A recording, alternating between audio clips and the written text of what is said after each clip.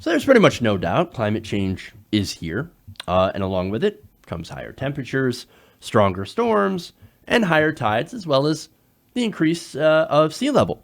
Now, all of that promises to become even more destructive as time goes on. As I said before, climate change is already here. It's not some looming threat. It's already here. But don't worry, Texas has a plan.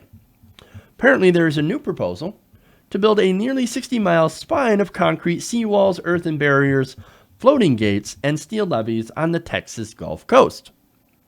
Now, all of that there is, of course, to protect, things like homes, infrastructures, ecosystems, and industry. But it will also protect, speaking of industry, oil companies. In fact, that's who it actually plans to protect. Now, according to CBS News, the plan is focused on a stretch of coastline that runs from the Louisiana border to industrial enclaves south of Houston that are home to one of the world's largest concentration of petrochemical facilities, including most of Texas's 30 refineries, which represent 30% of the nation's refining capacity. So Texas is now seeking at least $12 billion for federal money for the full coastal spine, with nearly all of it coming from public funds. Last month, the government fast-tracked an initial $3.9 billion for 3 separate smaller storm barrier projects that would specifically protect oil facilities. Let's protect the oil companies, guys. So these companies, who are no doubt adding to climate change, are now imperiled by climate change and are now immediately asking the government, oh, please, government, come protect us from climate change, please. Wait, you guys caused the problem. Shouldn't you pay for it? Why should the taxpayer have to subsidize you? I thought you believed in the free market. Oh, no, you don't understand. The free market is for you. It's for poor people. We're corporations. We're better than people. We're people, but we're better people. We get socialism. We want our socialism. So give it over. In fact, again, speaking of free market, right? Republicans are supposed to believe in the free market. Many Republicans argue that the Texas oil projects belong at the top of Washington's spending list. Oh, no, it's very, very important to protect our oil companies. We've got to protect our oil companies.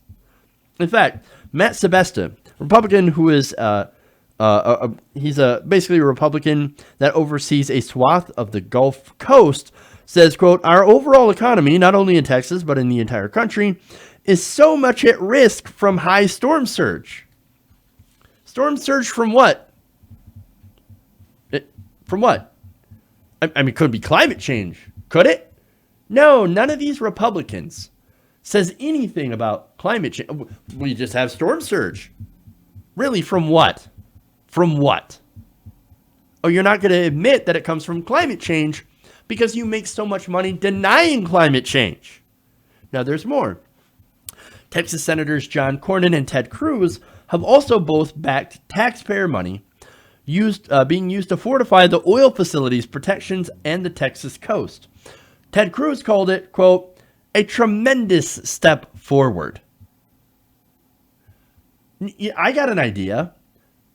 Maybe these, if these incredibly profitable companies, oil companies, you can't say that they're not making money, right?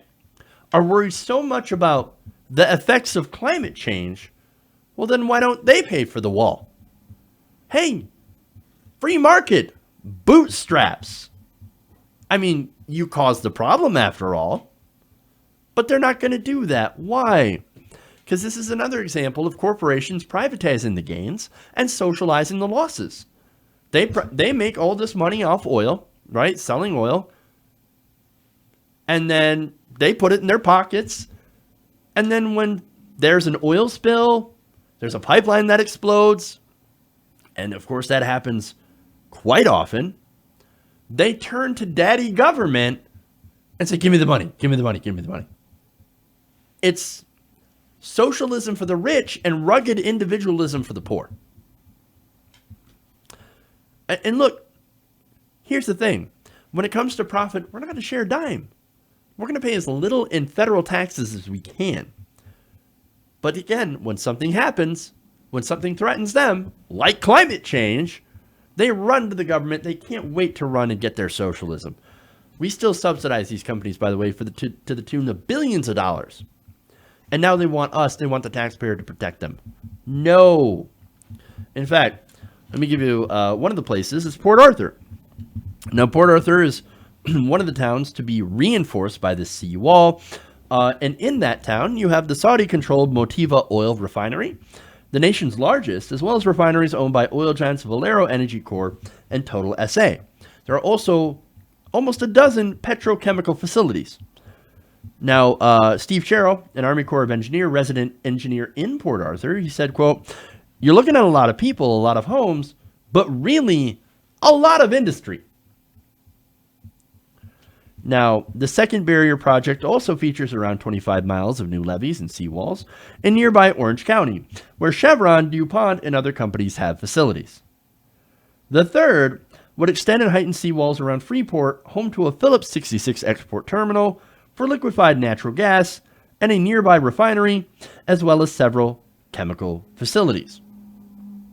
So, look, you might say, sure, okay, look, these areas do need to be protected, right?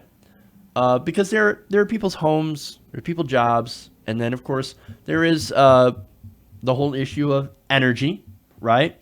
And how if they knock out oil and gas, well, then how are we going to power our homes? Well, I have an idea.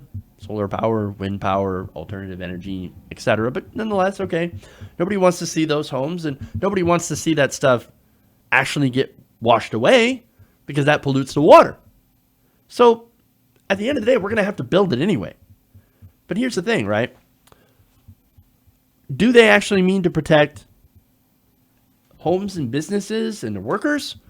Or do they just mean to protect the oil companies because they want to protect the oil companies?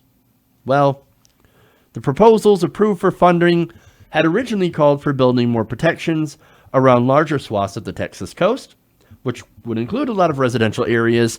However, they were scaled back and now deliberately focused on refineries. Yeah, we were going to protect everyone else, but screw everyone else. We're just going to protect our oil companies. Why? Because they're our donors. Of course. In fact, Tony Williams, Environmental Review Coordinator for the Texas Land Commissioner's Office, says, quote, "Yeah, that was the main reasons we looked at some of those areas. Because they're filled with oil companies, and we have to protect them no matter what." In fact, oil and chemical companies also pushed for more protection for surrounding communities to shield their workforces, which is good, but not every property can be protected, said Sherry Wiley, Deputy Chief of Project Management for the Army Corps of Engineers, Upper Texas District. "Our regulations tell us what benefits we need to include, and they have to be national economic benefits.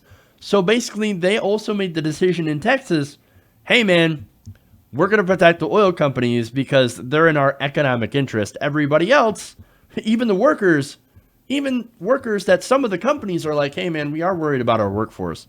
We don't want their homes getting destroyed either, or them being killed, because maybe we actually do value some of our workers. Great. Well, Texas says, no, we're not going to do that. We want taxpayer money, basically to protect our own economic interests and the interests of the oil companies. Not only that, but state officials say protecting the oil facilities is a matter of national security. Now, Randy Weber, fiercely conservative Republican from Houston, says, quote, "The effects of the next devastating storm could be felt nationwide." What is that devastating storm caused by? What's making the storms even more powerful? Is there something out there making storms worse? We had storms before, but now they're getting stronger, and they're lasting longer. I wonder what that is. I wonder what force is doing that. You can't say it, can you? You can't say it, can you? No, because you don't want to say it. You don't want to say it's climate change, because then that pisses off your donors. Can't have that. I must continue to get my donations from the oil industry.